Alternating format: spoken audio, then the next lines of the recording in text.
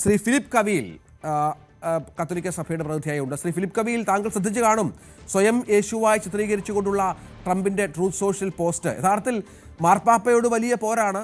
മാർപ്പാപ്പ തൻ്റെ നിലപാടുകൾക്കൊപ്പം നിൽക്കണമെന്ന് ആവശ്യപ്പെടുന്നു. അമേരിക്കക്കാരനായ മാർപ്പാപ്പയാണ്, നമുക്കറിയാം. പക്ഷേ അദ്ദേഹം പറയുന്നതാണ് ഒരു സമ്മർദ്ദത്തിനും വഴങ്ങില്ല, രാഷ്ട്രീയ സമ്മർദ്ദമല്ല, യുദ്ധം അവസാനിപ്പിക്കുക എന്നുള്ളത് സഭയുടെ കൂടി ഉത്തരവാദിത്തമാണ് എന്നാണ്. പക്ഷേ അവിടെയാണ് പ്രകോപിതനായ ട്രംപിന്റെ പുതിയ നീക്കം. എന്ത് കരുതണം?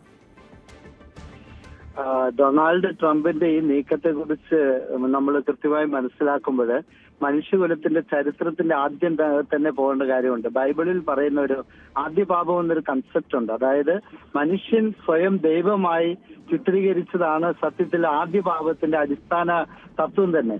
അതായത് മനുഷ്യൻ തന്റെ സ്രഷ്ടാവിനെ നിരാകരിച്ച് സ്വയം ദൈവമായി പ്രതിഷ്ഠിച്ചു. അത് തന്നെയാണ് ഇപ്പൊ ഇദ്ദേഹവും ചെയ്യുന്നത്. അധികാരം എന്ന് പറയുന്നത് മനുഷ്യന്റെ നന്മയ്ക്ക് വേണ്ടിയുള്ളതാണ്. സർവ്വ അധികാരവും ദൈവത്തിൽ നിന്ന് വരുന്നതെന്നാണ് ക്രൈസ്തവ വിശ്വാസം. ഈ അധികാരം എന്ന് പറയുന്നത് മറ്റുള്ളവരെ സ്നേഹിക്കുവാൻ, ശുശ്രൂഷിക്കുവാൻ, സമാധാനം സ്ഥാപിക്കുവാൻ വേണ്ടിയായിട്ടുള്ളതായിരിക്കണം. നമ്മൾ ജനാധിപത്യത്തിലാണെങ്കിലും അധികാരം എന്തിനാണ്? അവിടെയുള്ള ആളുകളുടെ നന്മയ്ക്ക് വേണ്ടിയാണ്. ഈ മാന്യദേഹം ഡൊണാൾഡ് ട്രംപ് എന്ന് പറയുന്ന അമേരിക്കയുടെ പ്രസിഡന്റ് ആണ്. അദ്ദേഹത്തിന് അമേരിക്കയുടെ ശക്തി മുഴുവൻ ഉണ്ടെന്നുള്ളത് നമുക്കറിയാം. പക്ഷെ ഈ ശക്തി തന്നിൽ അർപ്പിക്കപ്പെട്ടിരിക്കുന്ന അധികാരം എന്തിനു വേണ്ടി ഉപയോഗിക്കുന്നു എന്നുള്ളതാണ് പ്രസക്തം. അവിടെയാണ് പോപ്പ് ലിയോ മാർപ്പാപ്പയുടെ വാക്കുകൾ പ്രസക്തമാകുന്നത്. യുദ്ധം ഒന്നിനും പരിഹാരമല്ല. ഈ മനുഷ്യകുലത്തിന്, മാനവരാശിക്ക് വേണ്ടത് സമാധാനമാണ്. പ്രശ്നങ്ങളില്ലാത്ത ലോകമില്ല. പ്രശ്നങ്ങൾ സമവായത്തിലൂടെ പരിഹരിക്കപ്പെടണം.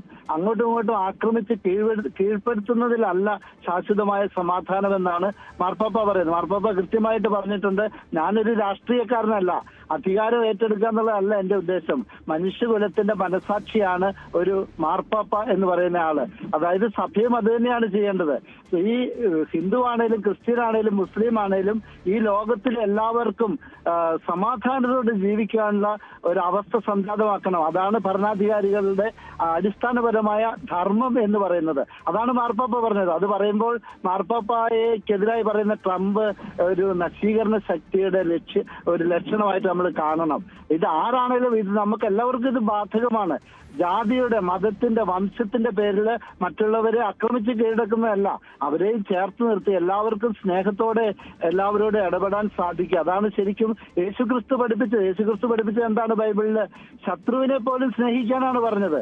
അല്ലാതെ നിന്റെ ശത്രുക്കളെ ഉന്മൂലനം ചെയ്യാനല്ല ബൈബിളിൽ പറഞ്ഞിരിക്കുന്നത്. ഇത് പറയുമ്പോൾ ചിലര് പറയും പഴയ നിയമത്തില് അങ്ങനെ അല്ലല്ലോ കാണുന്നത്. പഴയ നിയമത്തിൽ നിന്നും എത്രയോ വ്യതിചരിച്ച് പുതിയ നിയമത്തിലേക്ക്, അതിന്റെ പൂർത്തീകരണത്തിലേക്ക് എത്തുമ്പോൾ സ്നേഹമാണ് ഈ ഊഴിയുടെ അഖില സാരം എന്ന കവിയുടെ ആ പ്രകടനം തന്നെയാണ് ബൈബിളിലും പറയുന്നത്. സ്നേഹമാണ് ആത്യന്തികമായി നിലനിൽക്കുന്നത്.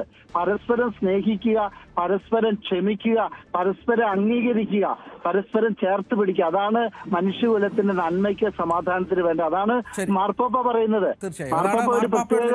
അസന്നിഗ്ധമായി വ്യക്തമാക്കുകയും ചെയ്തു. ഫാദർ ഫിലിപ്പ് കവിയിലാണ് ഈ വിഷയത്തിൽ സംസാരിച്ചത്. കൂടുതൽ വാർത്തകൾക്ക് news 18 Keralam YouTube channel subscribe ചെയ്യുക.